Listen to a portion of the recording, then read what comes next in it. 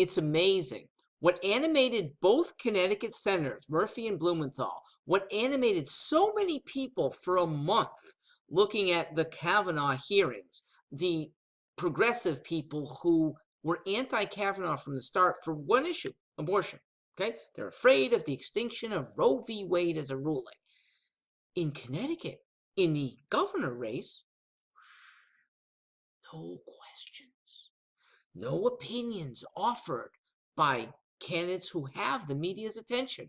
Well, I don't have the media's attention. I am one candidate who has offered, and here it is, my opinion on the abortion issue. I'm pro-life. And as governor, here's the effect. Probably zero, because I don't think a General Assembly in this state is going to bring any change in legislation. But if it did, there's certain things that I would change. And I would sign off on letting municipalities govern whether a clinic that extinguishes infant life should be in their midst. Whether a doctor who performs infanticide, killing of a fetus, baby, infant, should be imprisoned. Now, I would not sign off on legislation that criminalizes abortion by mothers. Mothers for 2 generations now have heard untruths that a fetus feels no pain, there's no meaningful life, that it's part of her body. All these are not true. Doctors know better. And doctors have a mission to heal, not to harm. And that's why my ire and why I think appropriate legislation might be directed at doctors. Now, why should we not be bound by federal courts? Because it's not an area that the justices should have been in the first place. Roe v. Wade, Planned Parenthood versus Casey, other decisions along those lines are not applicable if you read the Constitution the way it should be read. The Congress doesn't have the power under the Commerce Clause to affect it. It's not criminal at the federal level. These are at most state laws. And I think the state should take itself out of even that legislation. Let it be town by town. Let municipalities who find it odious have the control. And that allows women who still feel the need for that procedure to just go a few towns over. Okay? It doesn't harm their lives. But before they make that decision, I hope they are counseled to see how it does harm other lives.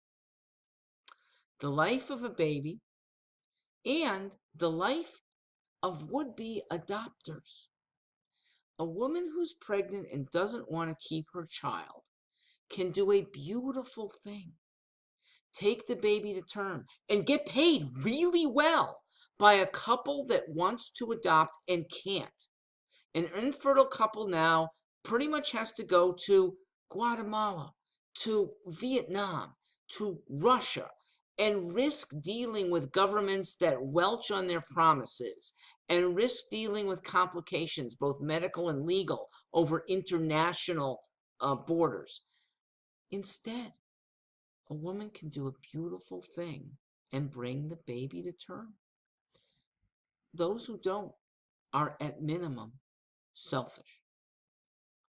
At maximum, they're killers. I'm not going to say murder because we haven't, by definition, called an in utero fetus a human. But that baby's pretty close. And for the sake of not legality but morality, do the right thing. The reason why many women and men who sympathize with these women are animated for pro-choice is that it is a burden for up to 9 months to just one sex, just to women. Okay, but there's also a benefit. Only women have the joy of motherhood if they want to keep a baby. Only women, even while pregnant and not keeping a baby, have the joy of people who want to feel your tummy. You're about to give life. Men don't have that. The discrepancy bothers liberals. Conservatives know that differences between sexes, differences anatomically, biologically, and in terms of responsibilities are a beautiful thing. We don't want to erase that. It's the radicals, the radical progressives that want to, and in the process, they extinguish lives.